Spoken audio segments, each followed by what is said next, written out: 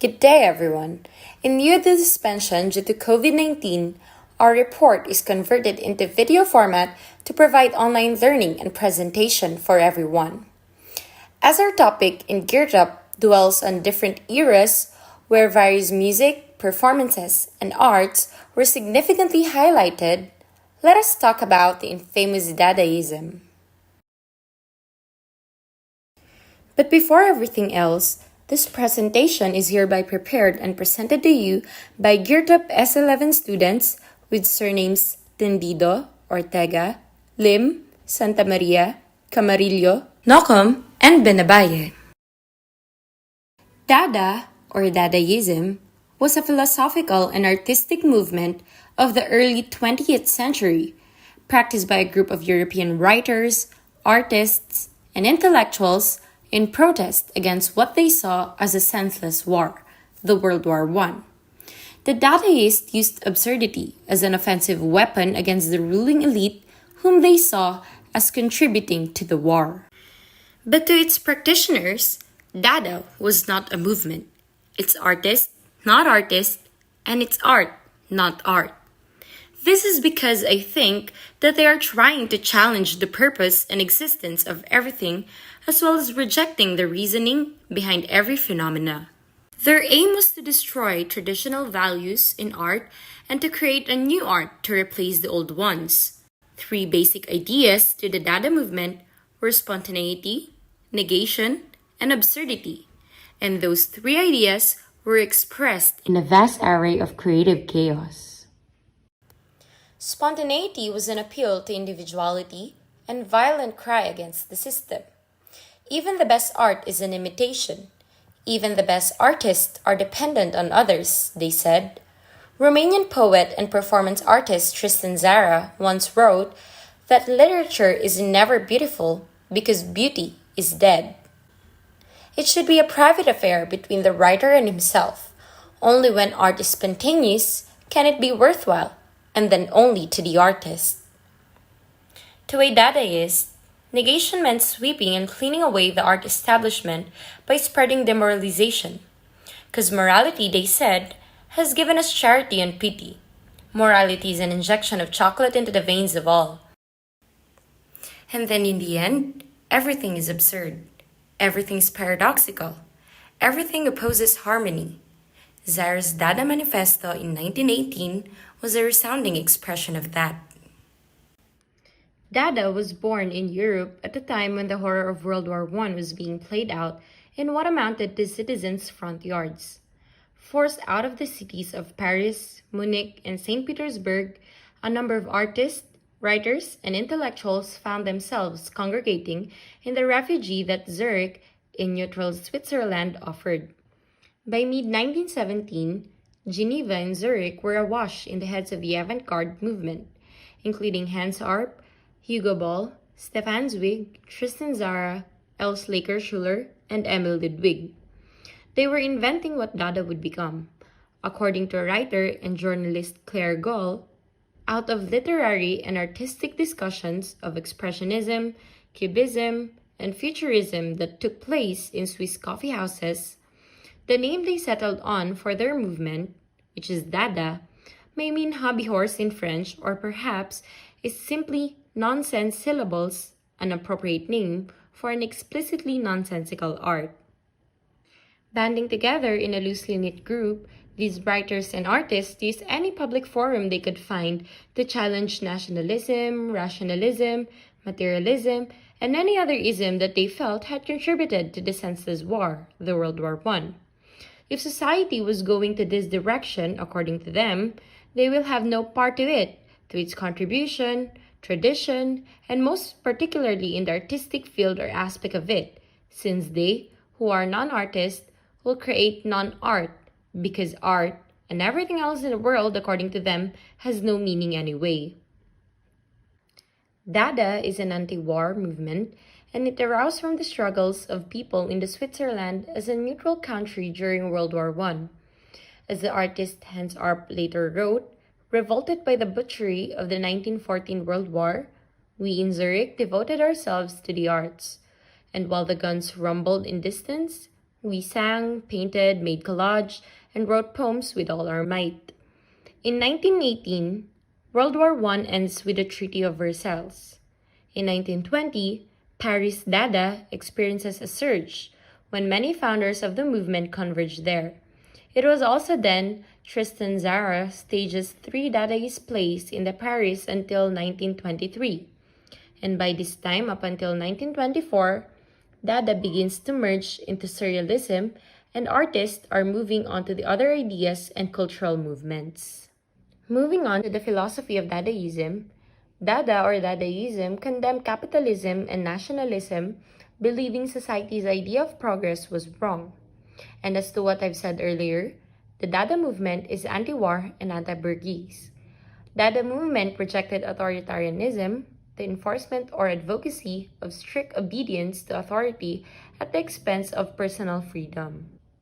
The Dada artists felt that the war called into question every aspect of a society capable of starting and then prolonging it, including its art.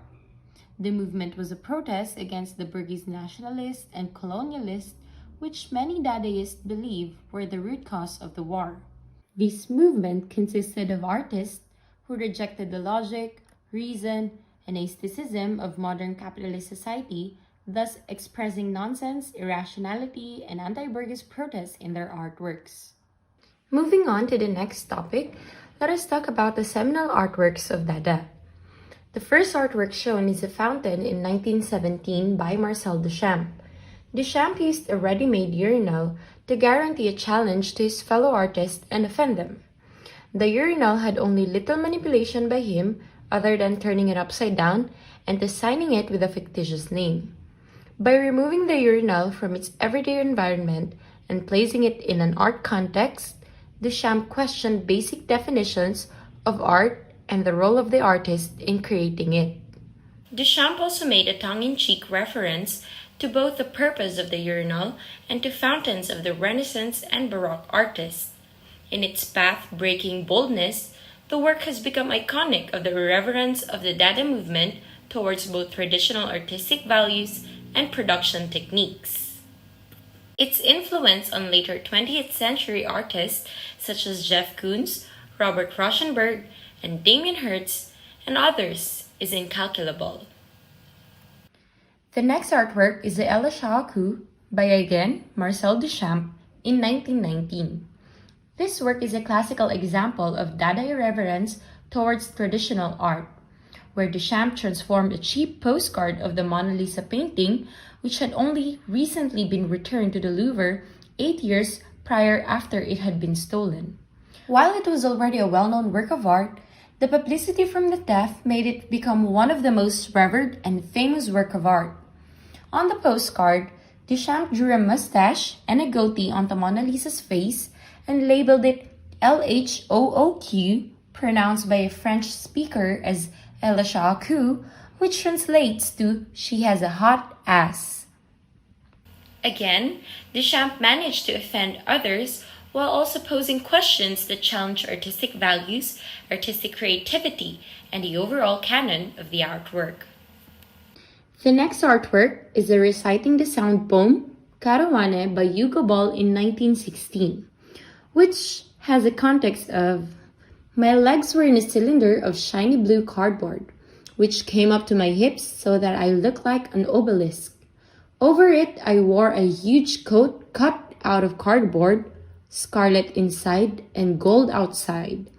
It was fastened at the neck in such a way that I could give the impression of wing-like movement by raising and lowering my elbows. I also wore a high, blue and white striped witch doctor's hat." Those were Hugo's words when he designed this costume for his performance of the sound poem Karawane, in which irrational syllables expressed in designs made mood and feeling, yet nothing translating to any known language. The resulting lack of sense was intended to reference the failure of European powers to take care of diplomatic issues through rational discussion, leading to World War I, of which comparing the political situation to the Tower of Babel. Ball's peculiar outfit intends to further separate him from his audience and his regular environment, giving his discourse considerably more exotic. The last seminal artwork to be discussed is The Spirit of Our Time by Roald Hausmann in 1920. The spirit of our time is a sculptural metaphor for the powerlessness of the establishment to inspire the changes to reconstruct a better Germany. It is an ironical representation of Roald Hausmann's statement that the average supporter of what he viewed as a corrupt society has no more capabilities than those which chance has glued to the outside of his skull. His brain remains empty. This dummy can just experience what can be measured by the mechanics attached to his head, a ruler and a tape rule.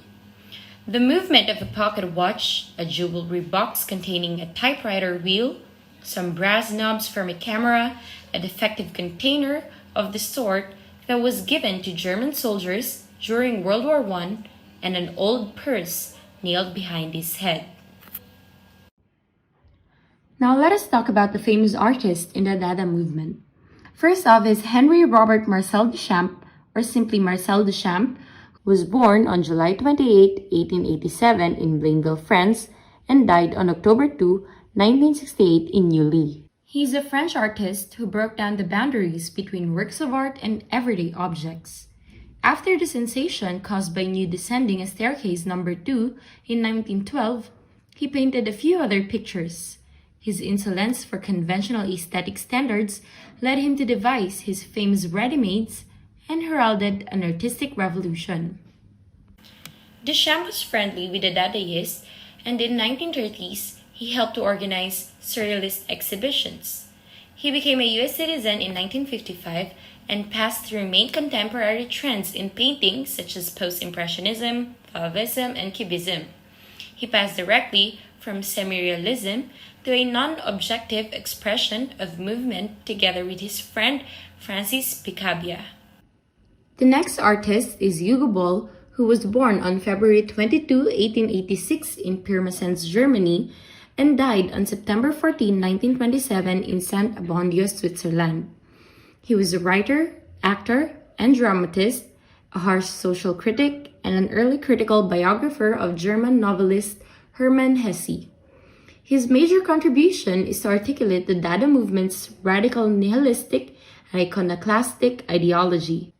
Boll's sound poems such as Karawane and Katzen and Fawn in 1916 exemplify Dada's ironic, nonsensical, and playful yet deadly serious critique of the Western culture.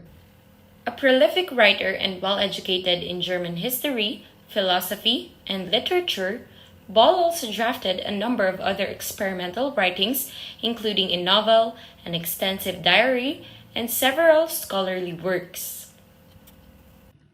The last artist is Roald Hausmann, who was born on July 12, 1886 in Vienna, Austria, and died February 1, 1971 in France. He was an Austrian artist, a founder, and central figure of the Dada movement in Berlin, who was known especially for his satirical photomontage and his provocative writing on art. He was loyal to Expressionism until he met Richard Holzenbeck, who introduced him to the principles and philosophy of Dada.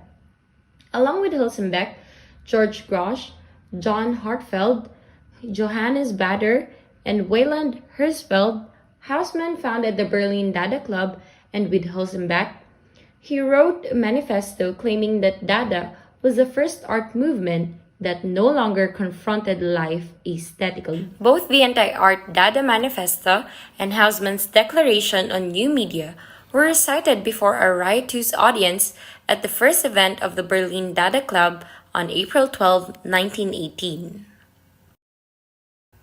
To sum it up, Dadaism is an art movement in protest against the World War I. In short, it is an anti-war movement. It is a movement which condemns capitalism, nationalism, and authoritarianism.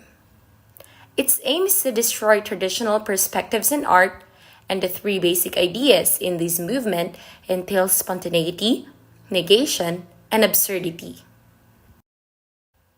And that ends our report for today. We hope that you are all safe and well, and also thank you for listening.